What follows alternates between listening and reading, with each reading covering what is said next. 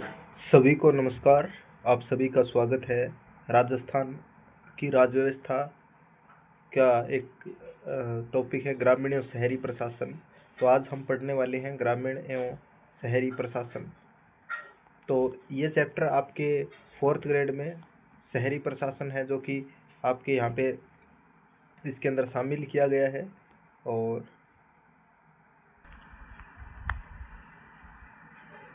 तो ग्रामीण और शहरी प्रशासन आपके जो ग्राम पंचायत और नगर पालिका के जो जितने भी कार्य हैं ग्राम पंचायत के हैं, और जो अपने पंचायती राज वगैरह वगैरह सब चीज़ इसके अंदर देखेंगे। तो राजस्थान या अन्य किसी भी स्टेट में स्थानीय स्तर की सरकार 3 स्तरीय व्यवस्था से चलती है। ग्रामीण प्रशासन में ग्राम पंचायत, पंचायत समिति और जिला परिषद के रूप में छोटे बड़े काम होते हैं। और ग्राम पंचायत है वो 3 स्तर आपके यहाँ पे जो स्थानीय स्वशासन के है, वो पहले बहुत आता है ग्रामीण, फिर इसके बाद में आता है पंचायत, ग्राम पंचायत, पंचायत समिति और जिला परिषद। तो ये ग्राम स्तर पर होती है, ये शहरी स्तर पर, तहसील स्तर पर, ये जिला स्तर पर। ग्रामीण प्रशासन जिला स्तर पर, ग्रामीण प्रशासन। चलिए शुरू करते हैं ग्रामीण प्रशासन के साथ। और आप वीडियो को शेयर ज़रूर करें अगर आपको पसंद आती है। और हम इजी वे में थोड़ा समझने की कोशिश करेंगे। काफ़ी प्रश्न आते हैं इस चैप्टर से, 2nd ग्रेड में भी ये शामिल है। ग्रामीण क्षेत्रों में समस्त वर्गों के लोगों की लोकतंत्र में अधिकतम भागीदारी सुनिश्चित करने के लिए हमारे देश में 73वें संविधान संशोधन विधेयक के अंतर्गत पंचायती राज व्यवस्था को अपनाया। तो प्रश्न आ सकता है सीधा सा कि 73वें संविधान संशोधन अधिनियम के तहत पंचायती किसको अपनाया गया? तो पंचायती राज व्यवस्था को। इसे एक संवैधानिक दर्जा दिया गया। इसकी 11वीं अनुसूची में पंचायती राज व्यवस्था के त्रिस्तरीय ढांचे के 29 कार्यों का उल्लेख किया गया है। अब त्रिस्तरीय ढांचा क्या होता है? सबसे पहले तो आप ये देखिए, पंचायती राज ग्रामीण प्रशासन के अंदर यहाँ पे 73वें संविधान संशोधन के तहत पंचायती राज व्यवस्था अपनाई गई, एक संवैधानिक दर्जा दिया गया है। और इसकी 11वीं अनुसूची में पंचायती राज व्यवस्था के त्रिस्तरीय ढांचे के 29 नियमों का उल्लेख किया है। अब सबसे पहले यहाँ पे त्रिस्तरीय ढांचा क्या है, पंचायती राज व्यवस्था का त्रिस्तरीय ढांचा क्या है, 11वीं अनुसूची में ये बात लिखी गई है। तो देखिए त्रिस्तरीय ढांचा पंचायती राज व्यवस्था का, यहाँ पे इसको मैं जूम कर लेता हूँ थोड़ा। पंचायती राज का त्रिस्तरीय ढांचा सबसे पहले आती है जिला परिषद, जो कि होती है डिस्ट्रिक्ट लेवल पर। यह होती है पंचायत समिति, यह तहसील स्तर पर होती है, ये होती है ग्राम स्तर पर, village.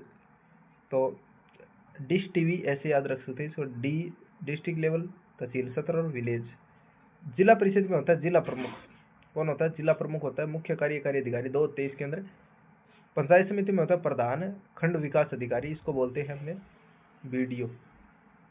Block development officer, sarpanch, ग्राम विकास अधिकारी को बोलते हैं वीडीओ, विलेज डेवलपमेंट ऑफिसर। ठीक है। अब ये तो बात हो गई इसके, तो ये तो इजी वे आपको पता है। जिला परिषद, पंचायत समिति, ग्राम पंचायत। जिला परिषद में जिला प्रमुख होगा, कार्यकारी अधिकारी, प्रधान खंड विकास अधिकारी, पंचायत समिति में सरपंच, ग्राम विकास अधिकारी। ठीक है। अब आगे आती है जिला परिषद, पंचायत समिति तथा ग्राम पंचायत के कार्य। अब कार्यों के तुलनात्मक अध्ययन बहुत अच्छे से इसके अंदर दे रखा है, सारणी के माध्यम से देखिए आप। सबसे पहले यहाँ पे जिला परिषद, पंचायत समिति तथा ग्राम पंचायत के कार्य। जिला परिषद, पंचायत समिति, ग्राम पंचायत स्थानीय आवश्यकताओं और स्रोतों के अनुसार पंचायत समितियों की क्षेत्रीय योजनाओं को समेकित कर जिले के लिए अंतिम योजना तैयार करवाना। पंचायतों के ग्राम सभाएं बैठकों का पर्यवेक्षण करना, यानी स्थानीय आवश्यकताओं, लोकल जो नीड होती है, और स्रोतों के अनुसार पंचायत समितियों की क्षेत्रीय योजनाओं को, जो पंचायत समितियों के अंदर जो क्षेत्रीय योजना है उसको इकट्ठा कर एक जिला स्तर पर एक जगह केंद्रित करना, यानी कि अलग अलग पंचायत समिति, यानी आप इस प्रकार समझ सकते हैं इसको, ABCD है, ये 4 पंचायत समिति है। इन पंचायत समितियों को एक स्थान पे लेके आना होता है, ये इसका उनका उद्देश्य है। समेकित कर जिले के लिए अंतिम योजना, इन सभी को मिलाकर एक लास्ट एंड फाइनल योजना बना दी जाती है, और वही योजना अंतिम होती है। पंचायतों ग्राम सभा बैठकों का प्रवेश, अंतिम योजना तैयार करवाना। पंचायतों के कार्यों का समीक्षा व सर्वेक्षण करना। स्वच्छता में पेयजल की व्यवस्था ग्राम पंचायत करती है, स्वच्छता और पेयजल की व्यवस्था। पंचायतों के कार्यों की समीक्षा व पर्यवेक्षण करना भी कैसे पंचायतें कार्य कर रही है। 2 नंबर कार्य है इसके अंदर पंचायत समितियों और पंचायत की निधियों का अंतरण करना, यानी 10 करोड़ का बजट आता है यहाँ पे। सबसे पहले जैसे जिला स्तर पर बजट आया 10 करोड़ का, इसको 10 करोड़ का, तो वो बजट इनको अंतरण किया जाता है, पंचायत समिति और पंचायत की निधियों का अंतरण किया जाता है। और नव निर्वाचित सरपंच और पंचों को प्रशिक्षण देने का कार्य किया जाता है। नवनियुक्त सरपंचों को सरपंचों, पंचायत समिति सदस्यों, जिला परिषद सदस्यों में समन्वय करने का कार्य साधारण सभा की बैठक आयोजित करते हैं। मार्ग में प्रकाश की व्यवस्था, मनरेगा कार्यक्रम, आवेदकों को रोजगार उपलब्ध करवाना, उसका अवलोकन करना, पीडीएस, सार्वजनिक वितरण प्रणाली, पब्लिक डिस्ट्रीब्यूशन सिस्टम, ग्रामीण सड़कों का रखरखाव, ये कार्य ग्राम पंचायत के होते हैं। और भी कार्य होते हैं ग्राम पंचायत के, जैसे ये सड़क वगैरह के आगे गाँव में देखभाल के वाले एक प्रशासक का कार्य करता है। सरपंच क्या करता है? प्रशासक होता है ग्राम पंचायत का। ये प्रश्न भी आ सकता है, ध्यान में रखने वाले। अब आता है ग्रामीण स्वास्थ्य, ग्रामीण आवासन कार्यक्रम चलाना, सरकार की योजनाओं को जमीनी स्तर पर गांव में लागू करना। ग्रामीण स्वास्थ्य, ग्रामीण आवासन कार्यक्रम चलाना, पंचायत समिति की बैठकों, स्थानीय समितियों के द्वारा लिए निर्णय की अनुपालना का नियंत्रण, रजिस्टर करना, जन्म मृत्यु विवाह पंजीकरण का कार्य। ग्रामीण क्षेत्रों में जनता की शिकायतें दूर करना, आपदा में महामारी के समय जिला प्रशासन से समन्वय रखना ग्राम पंचायत का कार्य। प्राथमिक शिक्षा की गुणवत्ता सुनिश्चित करना, कार्यस्थल पंचायत मुख्यालय वास्तविक दर्शाने वाले बोर्ड लगवाना। कार्यस्थल पंचायत मुख्यालय पर वास्तविक व्यय, यानी आप देखते हो गांव में कि इतनी इतनी सड़क बनी है तो उस पर रुपए खर्च हो गए 1 लाख, वो लगे होते हैं ना, वो पंचायत समिति की तरफ से लगवाए जाते हैं। सारा गाय वनों का विकास, पशु मेलों का आयोजन करवाना कहाँ पे होता है? ये पंचायत समिति स्तर पर। मानव पशु स्वास्थ्य पोषण परिवार कल्याण कार्यक्रमों में सहायता, सारा गाँव वनों का विकास, मानव पशु स्वास्थ्य पोषण व परिवार कल्याण कार्यक्रम सहायता, स्थानीय भौतिक संसाधनों का विकास और समुचित उपयोग। ठीक है, ये होगी बात। अब इसके बाद में आती है ग्राम पंचायत। तो ये ग्रामीण प्रशासन हो गया। ठीक है, ग्रामीण प्रशासन की तो बात यहाँ पे हो गई। अब ग्रामीण प्रशासन के अंदर क्या क्या पढ़ा हमने? ग्राम पंचायत, पंचायत समिति, और एक क्या पढ़ी? जिला प्रशासन, जिला परिषद, सॉरी यहाँ पे जिला परिषद ये।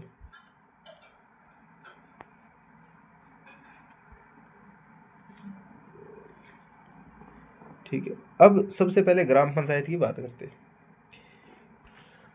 ग्राम पंचायत लोकतंत्र की प्रथम इकाई है जो वार्ड पंच, उप सरपंच, सरपंच से मिलकर गठित होती है। राज्य चुनाव आयोग द्वारा संपन्न पंचायत का कार्यकाल 5 वर्ष, लेकिन ग्राम पंचायत के प्रमुख सरपंच को अविश्वास प्रस्ताव द्वारा समय से पूर्व हटा सकता है।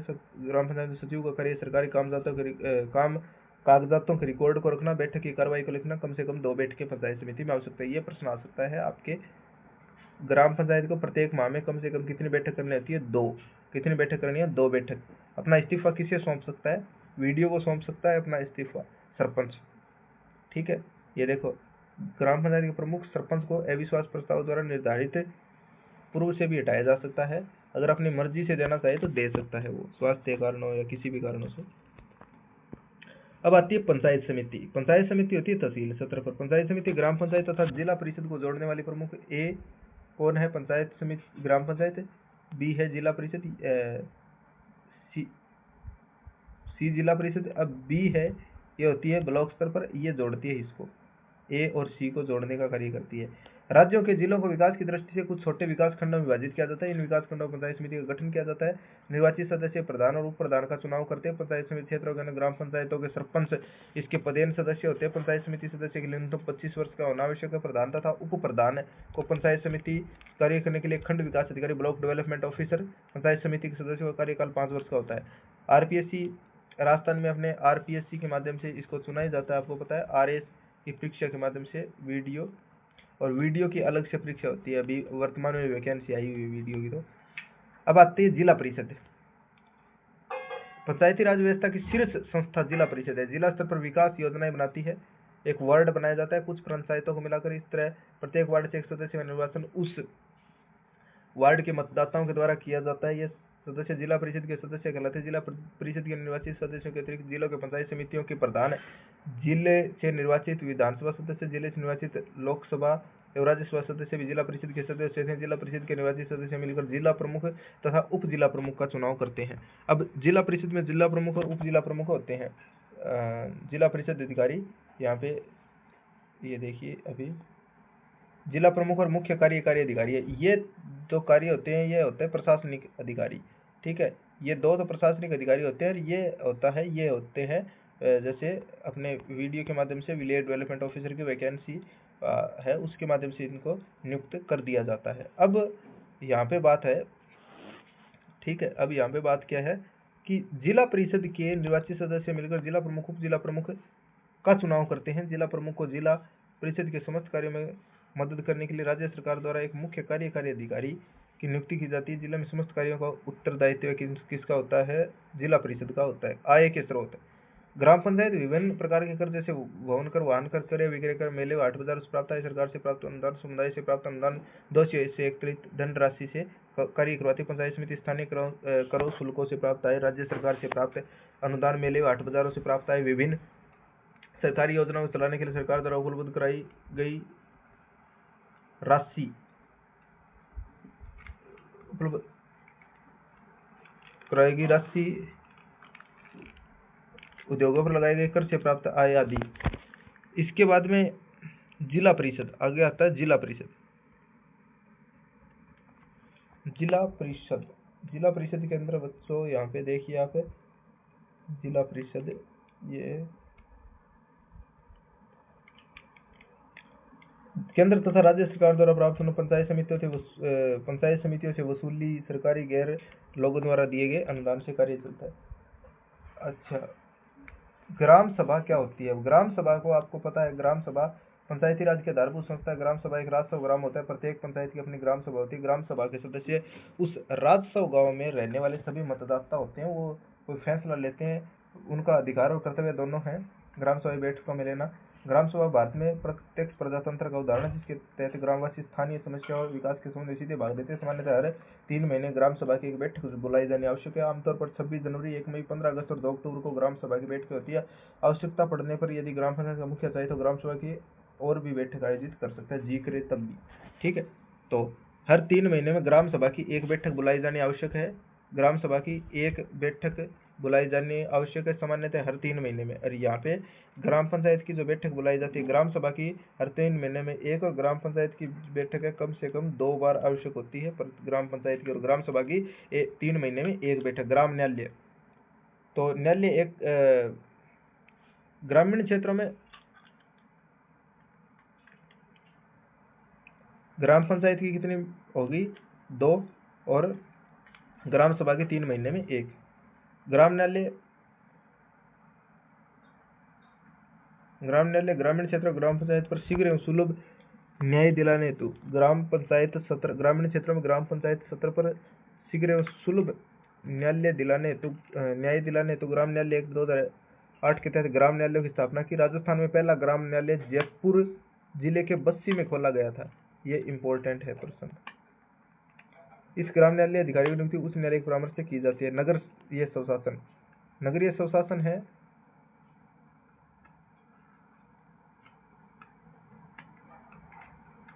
नगरीय स्वशासन के अंदर देखें तो आप नगर निगम होता है। इसके अंदर नगर निगम के अंदर क्या होगा? एक सरकारी प्रक्रिया निर्माण से पहले नगर निगम से स्वीकृति ली जाती है। कोई भी अपनी चीज बनाते हैं, जैसे कोई घर वगैरह, सभी घर वगैरह या कोई दुकान भी बनाते हैं, तो वो सब के लिए हमें आवश्यकता पड़ती है नगर निगम की। और ग्राम पंचायत की जानकारी, नगर निगम, नगर परिषद, नगर पालिका क्या होती है? तो नगरीय एक शासन व्यवस्था है जिसमें क्षेत्र और जनसंख्या के मानदंडानुसार वार्ड में बांटा जाता है। सभी वार्ड मिलकर एक निगम की स्थापना करते हैं। इसका मुखिया कौन होता है? महापौर या सभापति। वार्ड से चुने कई प्रतिनिधि पार्षद भी होते हैं, और इसका मुखिया होता है महापौर या सभापति। और वार्ड से चुने जैसे पंच होते हैं वैसे पार्षद होते हैं, जैसे सरपंच होता है वैसे महापौर या सभापति बोलते हैं। नगर निगम का नगर की सुविधा, सड़क, यातायात आदि ध्यान रखे जाते हैं। सोनू ने कहा नगर पालिका भी है इसके अंदर। तो नगर निगम, नगर परिषद और नगर पालिका, ये 3 रूप हैं। जिस प्रकार से हमने ग्रामीण प्रशासन के रूप देखे, कौन कौन से देखे? जिला परिषद के अंदर जिला परिषद अधिकारी, मुख्य कार्यकारी अधिकारी।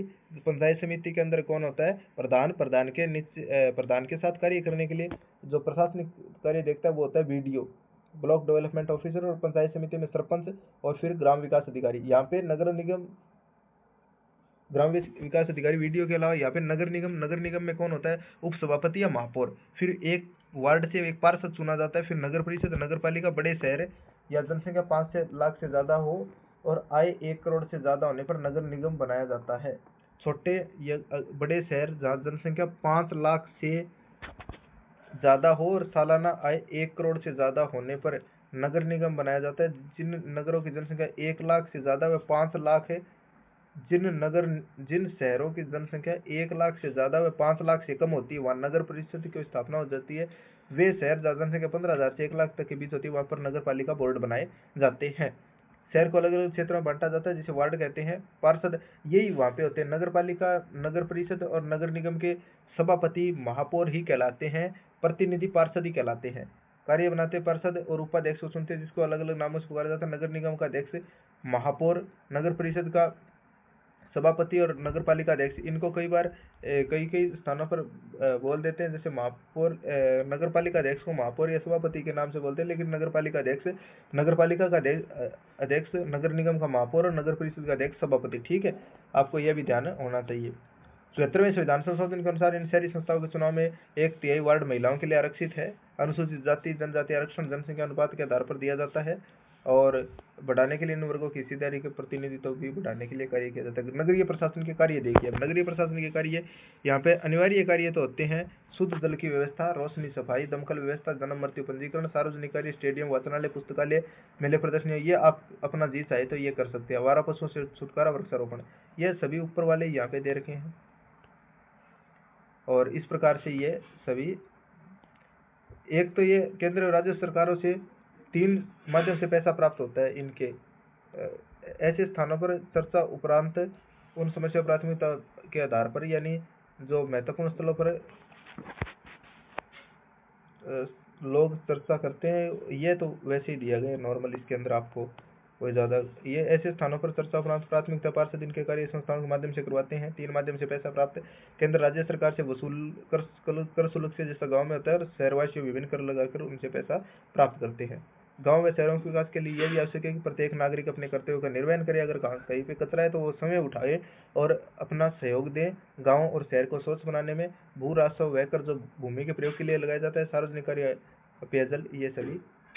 तो ये था अपना, ये छोटा सा चैप्टर था ग्रामीण और शहरी प्रशासन, और अच्छे डिटेलिंग दे रखी है तो अपने यहाँ पे। तो वीडियो आपको कैसी लगी, सभी कमेंट सेक्शन में अपनी राय जरूर दें। धन्यवाद, नमस्कार, जय हिंद, जय भारत।